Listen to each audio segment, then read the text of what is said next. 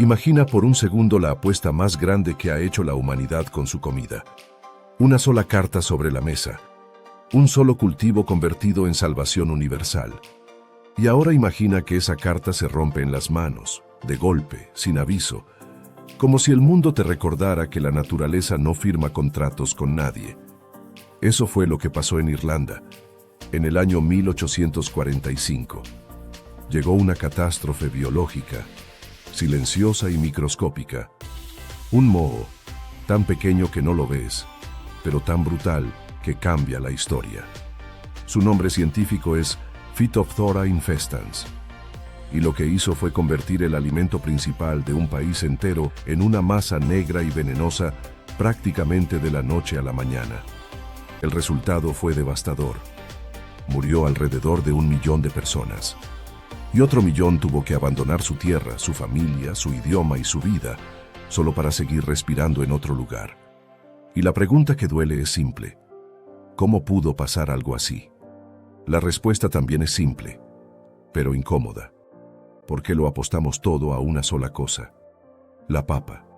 Nos dijeron que la papa era el superviviente perfecto, que era resistente, productiva, confiable, que era el futuro. Y durante un tiempo lo pareció, hasta que dejó de serlo. Pero aquí viene la parte que casi nunca aparece en los libros. Porque muy cerca de la papa, en las mismas montañas, en el mismo frío, en el mismo suelo duro y pobre de los Andes, crecía otro tubérculo. Uno que miró esa clase de enfermedades a la cara y no se movió. Uno que, por naturaleza, es inmune al mismo tipo de desastre que arrasó a Irlanda. Uno que no sabe a almidón aburrido, sabe a algo vivo, ácido, frutal, fresco, cruje como una manzana. Por dentro trae una sorpresa que no esperas de una raíz, vitaminas y minerales que parecen más propios de una fruta cítrica que de un alimento subterráneo. Su nombre es oca, la oca, la reina perdida de los Andes. Y entonces llega una pregunta que incomoda todavía más. ¿Existe un cultivo más resistente que la papa, más interesante al paladar que la papa, y con defensas naturales contra grandes enfermedades? ¿Por qué casi nadie lo conoce? ¿Por qué no está en el supermercado? ¿Por qué a la mayoría de las personas, quizá al 99%, esa palabra ni siquiera les suena? La respuesta no es que sea ilegal. La respuesta no es que sea imposible. De hecho, no es difícil de cultivar. Lo que pasó con la oca tiene más que ver con cómo funciona el sistema moderno de comida. Con esa mentalidad que mide todo con la regla de la velocidad, la uniformidad y la producción masiva. La oca no desapareció porque falló. Desapareció porque no quiso obedecer. Y antes de que te emociones y digas listo, la quiero, hay algo importante que debes saber. La oca tiene un sistema de defensa, una especie de escudo agrio, una química propia que la protege. Produce ácido oxálico, el mismo compuesto que encuentras en alimentos como la espinaca o el ruibarbo. Eso le da ese sabor ácido, como de limón.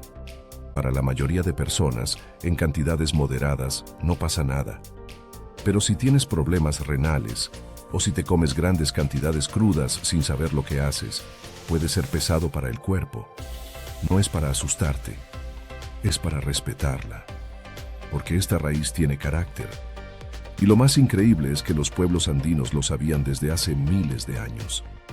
No intentaron forzarla, aprendieron a transformarla. Crearon una técnica sencilla, cero complicada, usando una herramienta que está disponible para cualquiera. El sol, lo que algunos llaman alquimia solar. Y cuando entiendes esa técnica, todo cambia. Porque la oca pasa de ser un alimento de supervivencia, ácido y fuerte, a convertirse en algo dulce, suave y delicioso. Como si el sol le sacara las espinas y le dejara lo mejor. Pero para entender por qué la oca merece tanta atención, hay que viajar atrás. Mucho más atrás. Aproximadamente 5000 años. A las alturas del Perú, a ese aire delgado que te corta la respiración si no estás acostumbrado. a esas montañas donde el suelo es pobre, donde el frío puede caer sin aviso y donde sembrar es un acto de fe. Solemos pensar en el imperio inca como el imperio de la papa. Y sí, cultivaban miles de variedades. Era un mundo de papas. Pero si tú pudieras entrar a las bodegas, a los depósitos, a las reservas donde se guardaba lo mejor para la élite, verías algo interesante. Había jerarquías. La papa era el combustible, la comida del trabajo duro, del constructor, del día a día. Confiable, sí, pero básica. En cambio, la oca era otra cosa. La oca era estatus. La oca era símbolo. Arqueólogos han encontrado vasijas de cerámica antiguas moldeadas con la forma de los tubérculos de oca y enterradas en tumbas de gente importante. Y eso no se hace por un alimento cualquiera. Tú no haces esculturas por calorías. Haces esculturas por lo sagrado, por lo que representa vida, por lo que te salva cuando todo lo demás falla. En un clima como el de los Andes altos, la oca era un seguro contra la hambruna, porque el frío no perdona. Una helada puede caer de repente, y una mala noche puede arruinar un campo entero de papas en horas. La papa se pone negra, se vuelve blanda, se pierde. Pero la oca es distinta. La oca aguanta. La oca se ríe del frío. Cuando la papa se rendía, la oca seguía creciendo. Cuando los depósitos de almidón empezaban a vaciarse, la oca todavía estaba ahí, roja, crujiente, lista para comer. Y eso es clave, porque durante siglos fue el segundo cultivo más sembrado en buena parte de esa región. Codo a codo con la papa, rey y reina de la montaña. Entonces, ¿qué pasó? Llegaron los conquistadores españoles. En el siglo XVI. Se llevaron el oro. Se llevaron la plata. Se llevaron todo lo que brillaba. Y también se llevaron la papa a Europa, y con eso cambiaron la dieta mundial para siempre. Pero dejaron a la reina. Vieron ese tubérculo colorido, resistente, capaz de alimentar en condiciones durísimas, y lo ignoraron. Y por 500 años, la oca se quedó en las montañas, como esperando que el mundo se acordara de ella. Y aquí viene el giro real de la historia, porque no fue solo desprecio. Hubo una razón práctica que hizo que Europa le cerrara la puerta. Una rareza biológica, un capricho de la evolución. Algo que para la agricultura industrial es casi un pecado. La oca tiene un reloj interno. Un reloj que no está sincronizado con la forma moderna de producir comida. Esto se llama fotoperiodismo, que básicamente significa sensibilidad a la duración del día. La papa es muy complaciente. La papa es neutral. La siembras y empieza a formar tubérculos sin importar demasiado si hay 10 horas de sol o 16. La papa se adapta. La papa trabaja en tu calendario. La oca no. La oca es terca. Durante gran parte del verano, mientras la papa ya está llenando de comida el suelo, la oca hace otra cosa. Se pone bonita, crece hojas, se ve saludable, se ve abundante. Y tú podrías pensar, ya está lista. Pero si la desentierras en agosto, o en septiembre, o incluso en octubre, te puedes llevar una decepción. Casi nada. Raíces vacías. ¿Por qué? Porque la oca está esperando una señal. Evolucionó cerca del Ecuador, donde el día y la noche se parecen más, donde hay equilibrio. Así que su genética le dice algo muy claro. Solo empiezo a fabricar tubérculos cuando los días se acortan. En particular, cuando hay menos de 12 horas de luz. Y en Europa, y en buena parte de Norteamérica, ese momento llega tarde. Llega casi entrando el otoño profundo. Y justo cuando la oca finalmente despierta, justo cuando empieza a mandar energía hacia abajo para formar esos tubérculos, llega el enemigo del norte, la helada, el golpe final. El suelo se congela. La planta muere antes de terminar. Para un agricultor europeo del siglo XIX, eso era inaceptable. No podían esperar hasta diciembre para cosechar. Necesitaban comida en septiembre. Necesitaban un cultivo que obedeciera, no un cultivo que pusiera condiciones. Así que el sistema tomó una decisión fría. No importó que la oca fuera más nutritiva. No importó que fuera resistente. No importó que ofreciera seguridad contra enfermedades. La llamaron ineficiente. La llamaron tardía. Y la descartaron. Y ahí está la lección. Sacrificamos resiliencia por conveniencia. Elegimos lo rápido en lugar de lo inteligente. Y cuando la papa falló en Irlanda, pagamos el precio más alto. Pero ahora, con el tiempo, hay otra vuelta de tuerca. Porque aquello que parecía el defecto invencible de la oca, su sensibilidad a la luz, ya no es una sentencia. Mientras el mundo ignoraba a la oca, hubo gente trabajando. Mejoradores de plantas, agricultores curiosos, proyectos pequeños, personas tercas en el buen sentido, gente que no quería que una joya alimentaria se perdiera solo por un tema de calendario. Y antes de hablar de futuro, vale la pena mirar los datos fríos. ¿Por qué deberías interesarte por un tubérculo que el sistema casi borró? Por una razón simple. Biológicamente, la oca es superior a la papa en muchos puntos que importan si te preocupa la seguridad alimentaria. Primero, hablemos del enemigo clásico de la papa, el tizón tardío. Ese mismo hongo que puede destruir un cultivo en días, que todavía hoy cuesta miles de millones en pérdidas y controles. La papa necesita vigilancia, necesita tratamientos, necesita químicos en muchos casos. Pero cuando exponen a la oca a ese mismo problema, ocurre algo casi insultante por lo fácil que es. Nada. La oca resiste. La oca es naturalmente inmune a ese tipo de ataque en comparación con la papa.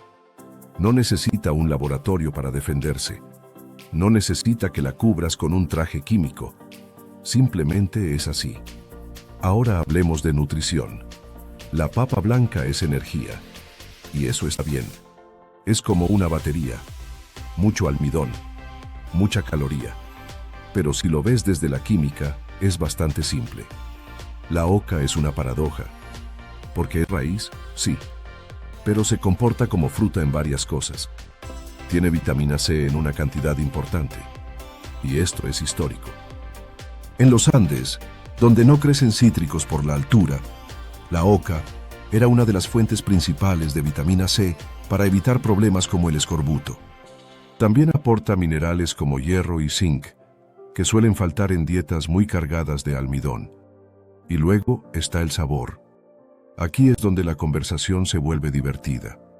La papa cruda no es una buena idea. Tiene compuestos que pueden ser tóxicos y además sabe a tierra amarga. La oca, en cambio, se puede comer cruda. La sacas del suelo, la limpias y la muerdes. Cruje. Es jugosa. Tiene este ácido como de limón suave. Y la puedes cocinar de 1000 maneras. Hervida, al horno, frita, salteada, en sopas, en ensaladas, en guisos. Es como un alimento multiusos, una navaja suiza subterránea. Entonces, si tenemos un alimento con defensas naturales y con buen perfil nutricional, ¿por qué no está en todas partes? Volvemos al problema del calendario. Pero ahí entra el avance moderno.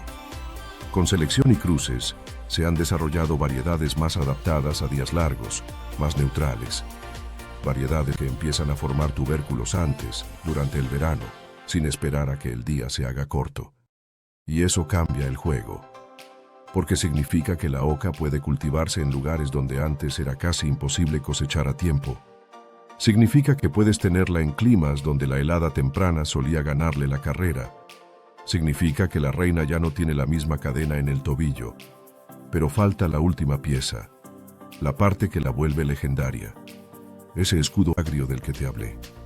Porque sí, la oca puede ser ácida. Y hay días en los que tú no quieres ácido.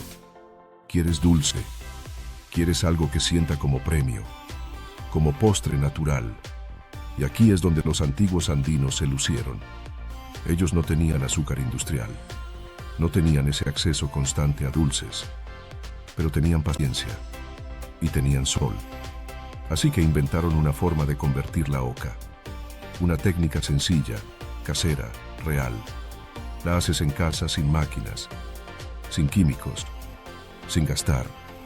El protocolo es así. Cuando coseches o consigas oca, no te la comas de inmediato. En vez de eso, extiéndela en un lugar donde le dé el sol. Puede ser una bandeja, puede ser un plato, puede ser cerca de una ventana donde entre buena luz. La dejas ahí entre 3 y 5 días. Y ojo, esto no es solo secarla, es transformación. La radiación del sol ayuda a reducir parte del ácido y al mismo tiempo, dentro del tubérculo pasan cosas. Enzimas trabajando, cambiando almidones en azúcares, como si la planta terminara de madurar fuera de la tierra. El resultado es sorprendente. La oca pasa de tener ese golpe cítrico a volverse más dulce. Algunas personas la describen como una mezcla entre albaricoque, higo seco o algo frutal que no esperas de una raíz. Y aquí viene una comparación perfecta. Si dejas una papa al sol, se pone verde y puede volverse tóxica. La papa se arruina. La oca mejora. La oca usa el sol como aliado. Eso por sí solo ya es una historia. Y si lo piensas en grande, se vuelve más que una curiosidad gastronómica. Se vuelve una estrategia. Porque cultivar o consumir oca no es solo probar algo nuevo. Es diversificar. Es no depender de una sola carta. Es recordar la lección que aprendimos con hambre. Si una enfermedad vuelve a atacar a un cultivo principal, si el clima cambia, si lo que hoy parece estable mañana se rompe, tener alternativas es sobrevivir. La oca ha sobrevivido 5000 años en condiciones durísimas. Ha sobrevivido heladas, suelos pobres, alturas extremas. Ha sobrevivido al olvido. Y aún así, aquí está, esperando. Como si la historia te susurrara que no todo lo valioso es lo que más se vende. A veces lo valioso es lo que resiste en silencio. A veces lo valioso es lo que no encaja con la fábrica, pero sí encaja con la vida. Y ahora la pregunta vuelve a ti, pero ya no como curiosidad, como una decisión. En tu cocina, en tu huerto, en tu forma de pensar la comida, ¿vas a seguir apostando solo por el rey frágil? ¿O vas a darle espacio a la reina inmortal? Porque al final, esto no va solo de un tubérculo, va de memoria, de diversidad, de recuperar conocimiento que no se perdió, solo quedó enterrado.